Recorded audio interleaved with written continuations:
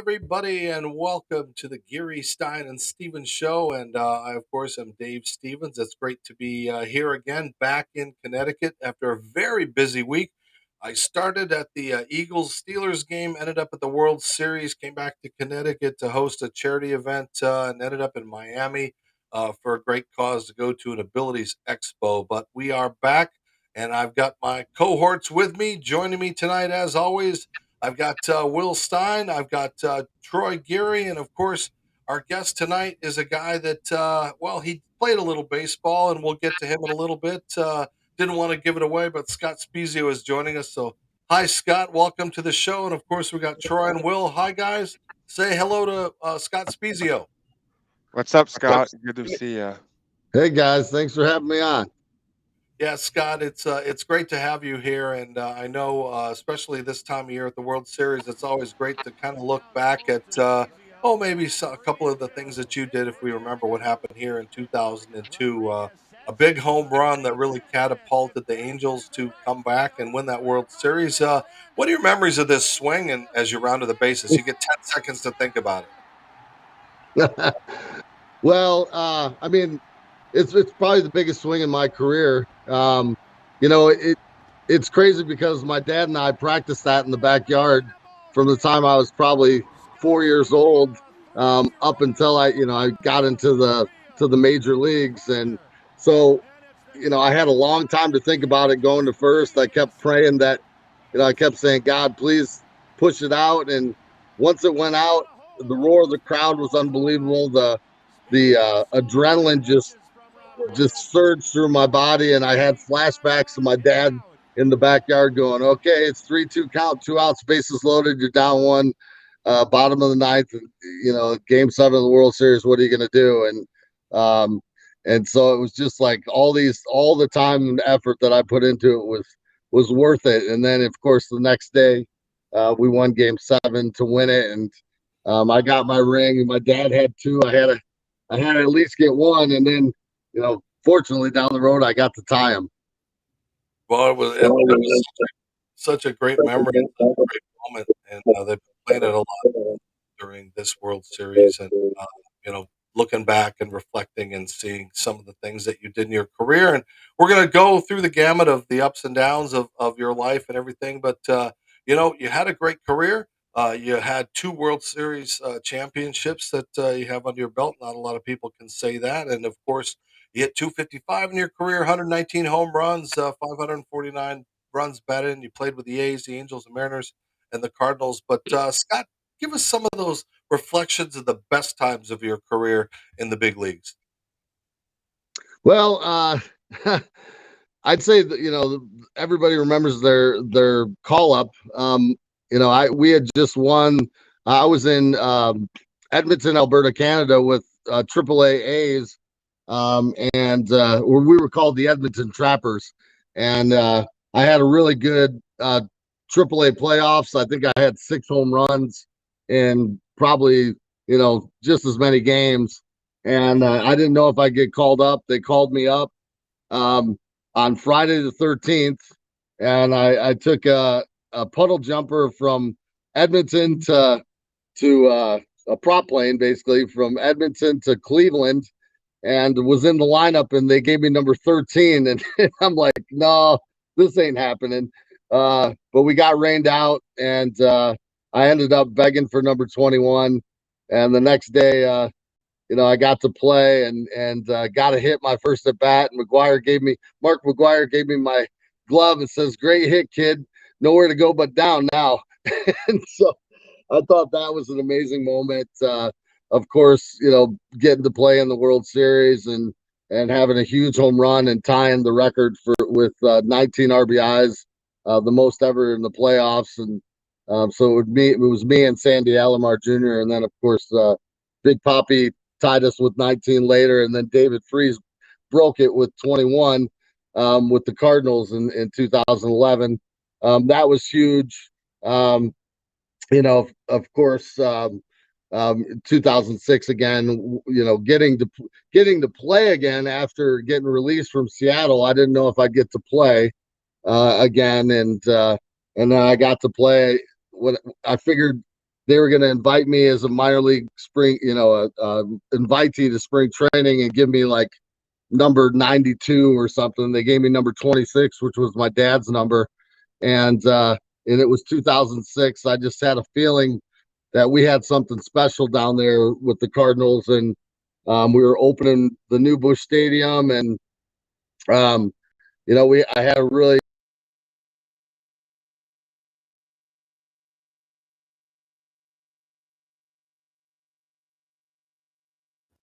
Oh, it looks like we have lost Scott's signal for just a second. Hopefully he pops back in, and looks like we got him. That's the ghosts and goblins. So continue, Scott. Oh, okay. So did you hear the rest of that? Okay, you Yeah, heard me. yeah, we got you. Okay. Oh, okay. So yeah, so the next year, my dad, the Cardinals surprised me, and they had my dad in his old 26 jersey present the ring to me, and it was a special moment. We're the only father son to ever win with the same organization, and the only father son to win two apiece, and so I don't think there was a dry eye in the place, and it was also sentimental because I started going through some stuff in Seattle, and you know, kind of lost, kind of didn't communicate with my parents and my family for about a year and a half or so, and so it was a big moment for me off and on the field, and so I'd say those were probably the biggest highlight moments of my life, in my career, basically. Of course, but if we're talking about life, it would be my four kids being born, um, but on the field, those are probably the biggest highlights. You talked briefly about your dad both went into World Series. How special was that to share that with him that you both won, especially with the Cardinals, since he was a longtime Cardinal. Yeah, so I grew up about four. I still live 4 hours away from St. Louis. As a matter of fact, I'm going and speaking there tonight or tomorrow night for the Fellowship of Christian Athletes fundraiser. And so as a kid, my dad retired when he was 30 years old. It was his last game was about 5 days after I was born in September of 1972. He opened a furniture store in Morris, Illinois, where I'm at now, and so going back to his old timers games down in St. Louis, um, I'd always get to, I always see my dad wearing the rings. I'd always see his teammates, Lou Brock, Bob Gibson. Um, Stan Musial wasn't on his team, but he was always down there, and Mike Shannon, and um, sorry, my alarm went off. um, and just a bunch of Orlando Cepeda. It was so cool, and every time we drive down and the arch would come into sight, I'd be like, I get so excited, and then I have two older sisters, so I always told them, you know, uh, you guys can have the ring. I'm going to get my own, and so it was something I always wanted to do. It was a huge goal, and it's a special thing that you can have as a player. I mean, you can have all the individual stats that that you want in your career, but the the team goals and the team championships are something that can never be taken away from you, and the cities remember you forever, and that banner is always going to fly in every stadium, in Anaheim and in St. Louis. So it's pretty cool. And little known fact, I think your father had the very first hit in San Diego Padres history. Am I correct on Yeah. that? All Yes, right. he it was the first. So it was April 8th, 1969, the expansion draft. I think there was three or four new teams at that time. Uh, and he was excited because he knew he was going to get to play a lot more, leaving the Cardinals in their all-star type of team, and so he got up, I think, in the fifth inning. They were getting no hit and hit a home run. And so he has the first hit, first home run, first RBI, and first run scored in Padre history. Pretty neat stuff. So you mentioned that you opened up the stadium in St. Louis in 2006. What is your favorite ballpark that you've ever played in? Well, I always say St. Louis and Anaheim are my two favorites. Um, Other than those two, I would say Old Yankee Stadium was really cool. Um, can you guys hear my dogs? They're fighting right now. Hopefully you can't. But if you do, if you hear chains rattle around, it's those guys. Um, so I would say Yankee Stadium was pretty cool. Boston, Fenway Park. Um, and then some of the newer parks that I liked were Pittsburgh. I really like that park, and Baltimore. Well, we continue to have you on our show, but we are going to step away for just a second to pay a few bills and to make sure that you guys are getting the best things that we have out there available for all of our listeners and all of our viewers. So don't go away. Continue to stay here all evening long or all morning or wherever you're listening to this podcast. I'm Dave Stevens for Geary Stein and Stevens. Don't go away. Hi again, everybody. Dave Stevens from the Geary Stein and Stevens Show. And I'm on the road a lot covering professional teams like the Philadelphia Eagles here in this beautiful stadium, but I don't have a lot of time to eat. What I do use, though, is Athletic Greens One. It's a great supplement that you can use every day to get that nutrition that you're missing. And you know what? If you're drinking those energy drinks, those monster drinks, those add up where this costs just $3 a day. It's got over 75 vitamins and nutrients in it that it would take you so many pills and bottles to take, but it's all right here. You just put a couple of scoops in with the water. You mix it up with either lemon juice or what I like to use with frozen fruit. It tastes great. It makes you feel good. And, of course, it is going to make you live life better. So, Athletic Greens 1. If you want more information, go to athleticgreens.com/GSS. They'll give you a year's supply of vitamin D if you go to that website. So continue to follow Stevens, Stein, and Geary, or Geary, Stein, and Stevens, wherever you go. But make sure you're taking Athletic Greens 1.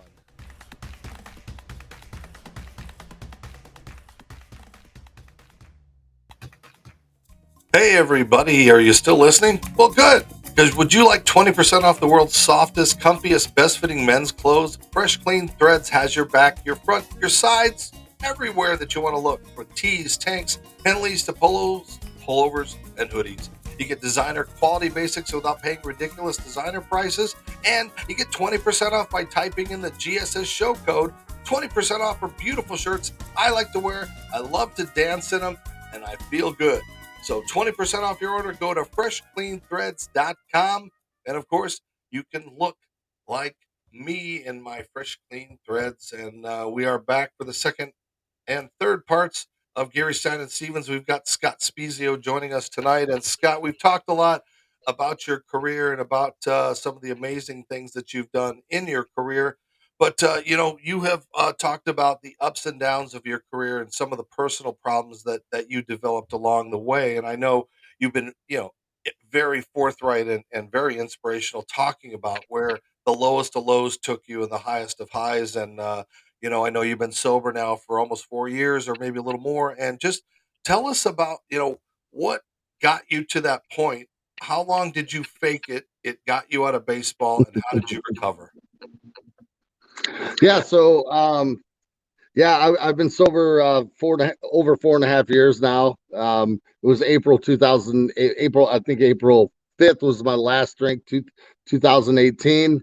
So my sobriety date would be April 6th, 2018, and yeah, it was crazy because my whole life, nobody in my family had an issue with alcohol or addiction. And as a matter of fact, I came from a small town. There was really, people drank and stuff, but I was not a big drinker. Um, I would have a few beers here and there in college and maybe in the minor leagues and, in the major leagues when I got there. Um, and I didn't even like taking Advil or Tylenol or anything like that. Drink coffee or anything. I was straight as an arrow, and as a matter of fact, I was the dare guy. I would talk. In my high school, I go to the grade schools and talk. I would go to in college. I'd go to the high schools and grade schools and talk about staying away, picking your friends, picking the right friends. Continued to do that through the minor leagues and into the major leagues, and even was on dare cards when I was with the Anaheim Angel, where I'd have a drug dog in one hand and leaning on the dare card and on the other hand, and the other hand and the other arm. And I continually talked about, decision making, making good choices in life and being morally sound. I'm a Christian, and I always have been. And, so it was, I'd even talk about, my faith and my story and things like that. And so it was crazy, for me to, I getting into it. Basically, it was when I went to Seattle in 2004. I got hurt in spring training. I didn't have my good group of friends like I did in the Angels organization for 4 strong years, where I had good Christian friends around me that held me accountable. Tim Salmon, Garrett Anderson, Orlando Palmero, David Eckstein, and there's even more than that. And we'd get together, have Bible studies on the road, at home.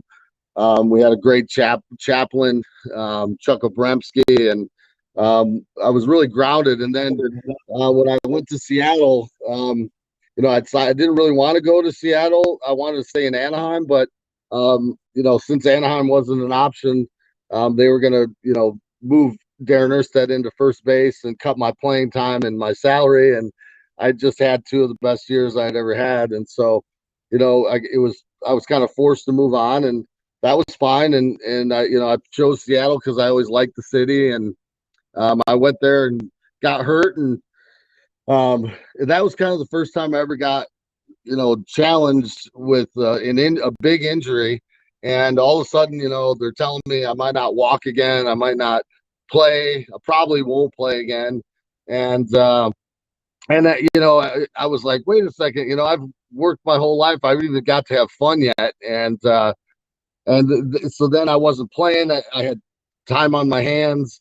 I was traveling with the team. I started going out and, hanging out with them, trying to make friends and in the wrong places, and started drinking, hard liquor with them. And then it kind of just became a habit. And I started doing it more and more. And the more I did it, the more I kind of got addicted to it. And then I started making bad choices because of it, and which led to an affair and a divorce, which was horrible because my wife was great, and we had 3 kids, and everything was great, and it was just I wasn't thinking correctly, and that led to the divorce. I ended up remarrying somebody that had used drugs in the past, and after a year and a half of being with her, her and a friend of mine, we were drinking one night and said, hey, let's try some cocaine. And I had always said no, no, no. And I just got released by the Mariners in like August of 2005, and it was probably a few months later, and maybe in November, and we were out one night, and I said, all right, I'll try it. And one thing led to another, and and eventually, by 2000, end of 2006 and the beginning of 2007, the end of 2006 wasn't bad, but I started using it more right around August, and then in 2007 it became pretty much, it ruled my life. And then from there on, I ended up getting, I still ended up having a good year, which is crazy. But I got in a wreck. I was doing things I would have never done in a million years, and I found myself in a real dark place. And I tried fighting, but I was naive. I thought you go to rehab and for 28 days and you're cured, and that's not the case at all. So I came back. First day back, I went 1 for 3 off Carlos Zambrano and the Cubs. I thought, okay, I got this thing licked, and that was not the case at all. And so I struggled in the off season, got in another wreck, and the Cardinals ended up deciding to release me in spring training in 2008, and then kind of the wheels fell off. I really started feeling guilt and shame, and that was holding me down. And instead of saying God forgave me for everything already, just let's focus on making progress, I just kind of use that as an excuse to drink and use. And in the I just kept getting further and further away from myself, and eventually I looked across and I didn't even know who I was anymore. And then, you start telling yourself lies, devil speaking in your ear, like, you're not worthy, you shouldn't even be in your kids' lives, everybody hates you. And it took me a long time. I kept fighting. I fought for years. I went, for about, it was a bad 12 years, and I went to rehab 12 times in 12 years. And I kept thinking each time I went, I had a better shot of succeeding. And finally, thank God, with Tanya Boyer's help, who came into my life, she really helped me. And I had a whole bunch of people that were trying to help me, but she came in at just the right time when I was starting to get deathly ill. My liver was bad.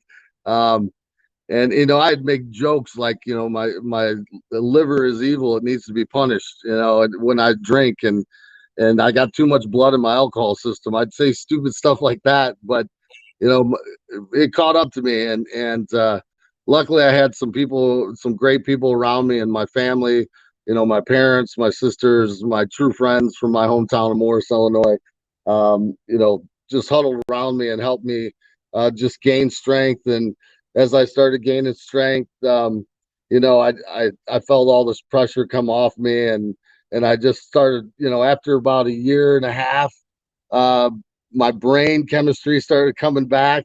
My brain was pretty much scrambled, and it's like the old commercial. This is your brain. This is your brain on drugs. That's what it was. And my old self started emerging, and people people started coming back in my life. And then eventually, I felt like I came through this for a reason, and God God allowed me to go through it so that I could help others and give other people hope, and also to try to scare people and say, hey man, this stuff is serious. I mean, you give up everything in your life for one thing, and it becomes your life, and you lose everything around you, and your career, your family, your finances, you name it, your health. And it's just not worth it. And you think that lifestyle of hanging out with rock stars and athletes and actors and actresses, and driving the fancy cars and all that is what it's all about. And it's not. It's I've had it all, and what it's all about is investing in others, and trying to be there for others, and your family. And my priorities are back to God, family, true friends, and helping others. And so that's the kind of the journey that happened, the last before I was sober, the last 12 years before I was sober. Wow, what a journey it was. And we're going to continue that journey.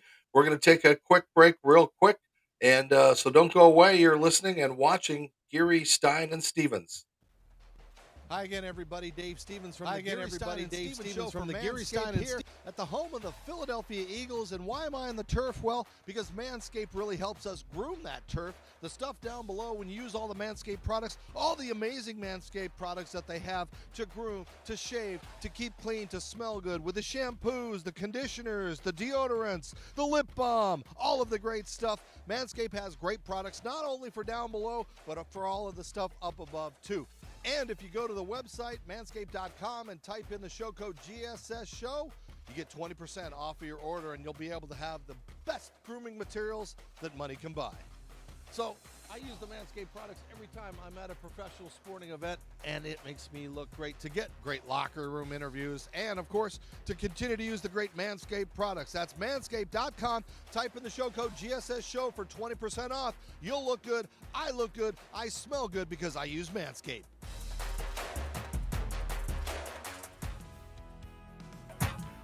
And hey, everybody, we have a great announcement. Guess what? The Geary, Stein, and Stevens Show is now going to be on television. Not just a podcast, not just on YouTube, but yeah, it's actually on TV. You can watch it on your home and wherever you are on your laptop, any place. You just have to type in yourhometv.com for right now, and you can watch the Geary, Stein, and Stevens Show, the best of. You can put in the highlights like my buddy here, Jason, working out and watching Linda Cohn. And of course, all of our shows, the best ones, are going to be on there. So you can go on, click on some great products as well on your home TV. and with Kathy Ireland as the boss of this thing, it's pretty cool. So your home TV, tune in to yourhometv.com, and it's pretty cool that we're now on a platform like that, huh, Troy and Will? Yeah, I'm excited. January will be on Roku and Amazon Fire Stick as well. All right, as we continue our wrapping things up with Scott Spiezio, a little downer for that segment, but you have rebounded and you're doing well, and we're thank you for that. So let me turn it over to Troy. Yeah, I wanted to ask you about the rally monkey. That kind of really started from your home run and back in the World Series in Game 6 of 2002. How much fun was that seeing that every day at the ballpark? And it's still going on today. Uh, well, it started and it kind of drove us crazy at first, and then it started working. I think that year, I think we came back, I want to say like 48 comeback wins, and we had a knack for coming back late in games, especially when they bring that rally monkey on. And I know other teams to this day, like guys that were played against us are like, I hate that thing. I hated that thing. There was some guys that would even tell their teams like, don't when they play that thing, don't look at it. Don't look at it in the eyes. But it was awesome. It was a great way to get the fans involved, especially when we needed them late in the game. And it was funny to see little kids and teenagers dressed up in these costumes and jumping around, and it was a great time, and I know it was probably a big seller for the Angels, that's for sure.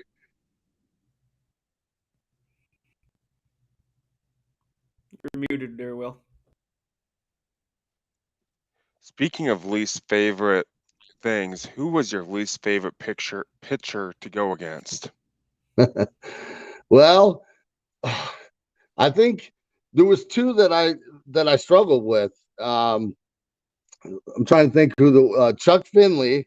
When I faced him, he got me out. I think I was old for my first 20 off him, and then I can't remember if I bunted off him to get a hit, and then or if I hit one like a dribbler through third and short, between third and short. But he got me out all the time. Mariano Rivera got me out quite a bit. Um, there's other guys that were really tough on me. I ended up getting some hits. I know Roger Clemens was tough on me for a while, and then I started getting a hit or two off him. Pedro was always tough off me. I got a home run off him though. But there's a lot of tough pitchers that I didn't really enjoy facing. But Randy Johnson was a guy that I didn't really pick up that well, but for some reason, when I did see him in the season or in spring training, I did okay off of him. Well, speaking of pitchers, Scott, I got to bring up some old video here. If you remember when you made your pitching debut, and hey, it wasn't too bad. I've seen a lot of position players get out there and get rocked and going deep and everything like that, but you kind of looked like you had fun out there. Do you remember coming out on a mound and what that was like for you? Oh yeah, I mean that that that was 2007, so I was struggling there. That was when I was still I was basically still drinking to try to maintain even during games and stuff like that. I came in because we were getting crushed in that game, and LaRusse was like, "Hey, get out there and just throw fastballs." I'm like, "Oh, come on, I want to throw curveballs and sliders and stuff." And I went down to the bullpen to warm up, and everybody's like, "Just lob it in there." I'm like, "No, this is my chance. I haven't got to pitch since high school, which would have been 1990, and this was 2007." And so it was awesome. I think I cranked one or two up to around 87. Um, I know I had a couple outs, and I think I walked somebody because I tried to throw a split finger and get a strikeout. And then my catcher, Gary Bennett, was like, "What are you doing?" And so then my last guy was Jack Cust, and he swung through a couple fastballs four seamers I threw. And I got it. Then I'd go like sidearm and 3/4 arm. and kind of slow it down so it would sink a little bit. And I got to 3-2, and I threw him a four-seam fastball down the middle, and I thought maybe he got it good, but it must have either got in or off the end of the bat, and he flew out to right. And now every time I teach kids now in my hometown, and I always tell the kids, you're facing the greatest pitcher of all time. And so, I always say I'm going to put 0 ERA right behind my head when I'm pitching. And it's cool that I got to do that and experience it. And, it was one of the most enjoyable times I've ever had on a field. And it was really cool that Tony let me do that. Before we let you go, I got to ask you about the soul patch. What started you dyeing it when you were with the Cardinals? Yeah, so when I was in Anaheim, when I first got there, we had kind of this old looking, it was a weird looking like Disney uniform. And then we changed to the white and red, which all of us liked much better. And in 2002, we had Paint the Town Red Day against the Oakland A's, which was my old team. And, I remember like they were trying to make me, when I was with Oakland, they were trying to make me miss arbitration. And I ended up not missing it. I was a Super 2. And I remember talking to one of the coaches, and I said, you know what, like when I go here, I'm gonna make sure that I do really well off you guys when I play. And he's like, well, we'll just throw balls and you'll swing at them. I'm like, no, I won't. I'm gonna rake off you guys. And sure enough, here I am. It's still in the American League West, and Oakland in that year had like a 20-game win streak. We were still right with them. We were playing just as good a baseball. And after we came off to we started 6-14 on the year, but we rallied from then on out. And when it came down, I think it was August. I thought, man, Paint the Town Red Day, what can I do? And so I went out and I had black hair, but it was straightened, and I had them put red streaks in it, and then I had a full goatee, and I had them put a little red streak in the goatee, and I started really hitting the ball well. And so then every time I'd come up, like Mickey Hatcher would take a Sharpie and color it in. He'd say, we got to keep you hot. We got to keep you hot. And it lasted all through that year. And I think I did it again in 2003, had another really good year. And then I went to Seattle, and I wasn't going to really do it. I got hurt, of course. And then teal wouldn't have looked good in there. So when I got the call that I was going to be invited to spring training, with the Cardinals, I had changed to just this because it was, it wasn't as much hair to hand and mess with and trim. So I thought, man, let's start this thing with a bang. And so as soon as I got off the phone with them and my agent, I went to somebody that cut my hair here in my hometown, and I went to high school with, and I said, hey, can you cut my hair, and then can you bleach this and then color it red? They're like, yeah. So we did it, and my agent's like, you should never do that. St. Louis is conservative. And I said, nah, don't worry about it, And so I did it my first day, and everybody loved it. And it was kind of like my war paint. Like before I go to the field, I'd paint it every day. And it would get on my uniform and stuff. I'm sure the clubhouse guys didn't like it, but the fans really liked it. And by the end, they were selling them out in front of the stadium for $5-6 a piece, and you'd see like grandmas and little kids and dogs wearing them, and it turned out to be a big fan hit. And of course, when we won the World Series, it just made it even more popular. So you talked about your least favorite pitcher earlier. Who was your favorite pitcher to go off of?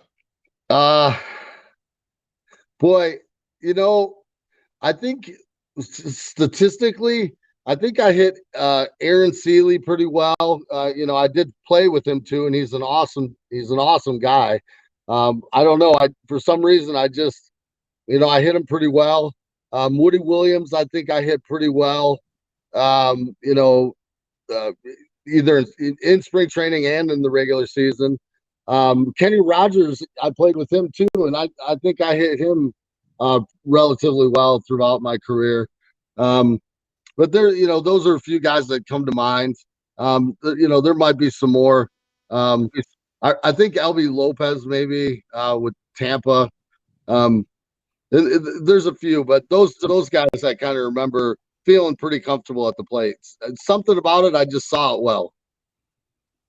Scott, tell us real quickly, as because you've made this incredible comeback in your life, and continued blessings to you to continue to battle that. I know you've really come from the depths. So, give us what was that lowest point, and now what's been your highest point since you've battled back.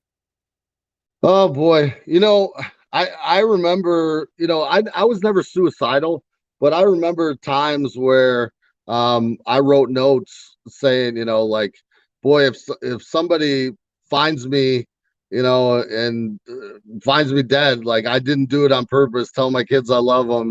This is just an awful disease that I have, and so I remember times like that. I remember my oldest son starting to call me Scott because I think he was, pretty much embarrassed of me.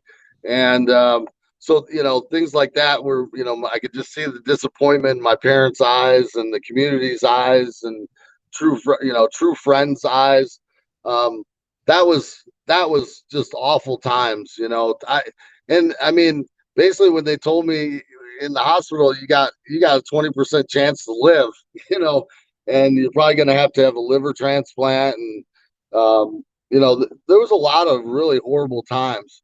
But as far as, times since then, anytime, that I get to spend with my family and friends and my kids, especially, and I could just see the trust building in them. Like, he's got it this time. Here's my dad's back again, and building that trust and that love with, my parents and my sisters and the special people that are around me. And then every time that, I speak or I invest in somebody by, one-on-one working with them, that people are struggling, and, I get a, a message where they send me like their coin, and it's, they've been sober for a month, or they've been sober for 6 months, or, a year or a year and a half or 2 years. And as I get more sober, I've got people that I've worked with, to help them find help and get in the right direction. And now I've got a bunch of people that I've seen not only get better but are actually out helping people now too. And so um, that's probably the most rewarding thing, is just knowing that what I went through and my story has helped other people gain hope that they can do it too. And when you see people's lives saved or changed, that's what it's all about. And I know that's why God allowed me to go through it. I made the decision to do what I did. No, it was nobody else's fault but mine. But I think God had bigger plans, for me to go out and give people hope, but also scare them. Like, hey, stay away from this stuff. This stuff, and especially with fentanyl now, this stuff is a killer. And one time it can happen to anybody. It just happened to one of my best friends from when I was growing up. His son of 28 years passed away by taking an Adderall pill that he thought was a normal pill, and it was laced with a lethal dose of fentanyl, and he didn't wake up. And it's happening over and over and over again, and it's really like a war against our youth, and it's a scary thing. And so I hope my story can, scare people, and like I said, also give them hope. Well, hopefully, you got a book in the works or anything going on. Yeah, it's not in the works, but I've been writing down a lot of stuff, and I've been talking to people, because I probably, of course, do it with a ghostwriter.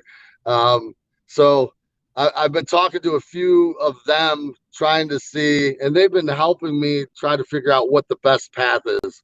But I really want to try to get it going here so that my dad can be involved with it, and and some other friends that have kind of been on the same path that I've been on and recovered. So yeah, it's cool because I've helped some teammates from my minor league and early major league days, and now they're out doing the exact same thing, and it's really cool to see. And hopefully someday I'll have a book and be able to go out and speak to more people.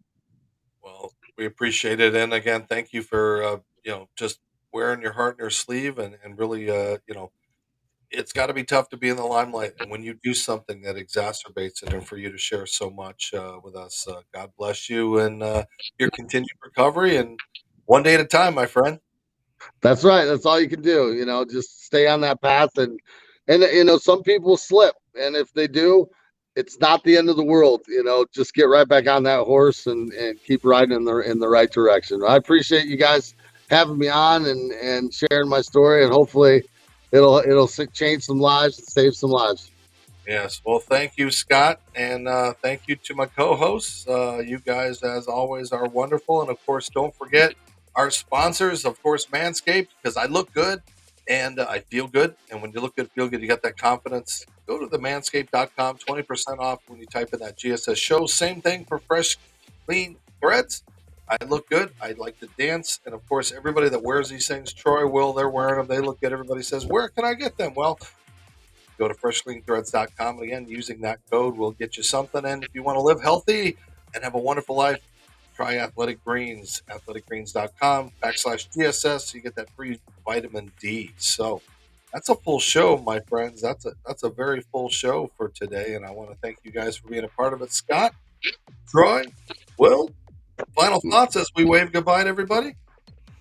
Yeah, thanks, Scott, for joining us tonight, and I appreciate you being vulnerable and talking about some of the things that hopefully will help somebody out. I appreciate you. learning. Go ahead, Will. I appreciate learning your story and more about the behind the scenes stuff and how I could share your story with some other people that I know that are going through some similar things that you have gone through already. Thank you. Yeah, the one thing I'd say is, I always try to say this: as long as you got a pen, as long as you still got a breath, you can write a great ending to your story, and hopefully that gives some hope to people. All right. Well, continued hope and success to you, and get that book going, and we'll get you back on. So thank you very much. All right. Dave Stevens for Troy and Will. I'm Dave Stevens. That's a wrap.